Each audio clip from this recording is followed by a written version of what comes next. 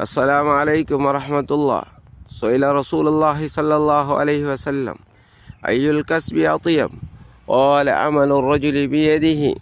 ஸல்லல்லாஹு அலைஹி வஸல்லம் அவர்களிடத்திலே கேட்கப்பட்டது அமல்களில் அலைக்கும் வரஹ்மத்துல்லாஹ். சுஐல ரசூலுல்லாஹி ஸல்லல்லாஹு அலைஹி வஸல்லம் ஐயுல் கஸ்பி அத்யப் قال عمل الرجل بيده.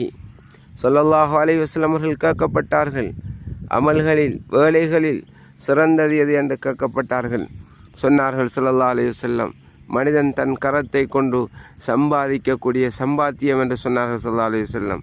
உலமாக்கள் அதில் முதல் கட்டமாக அஃதலுல் மகாசிப் அஸ்ஸரா என்பதாக சொல்கிறார்கள்.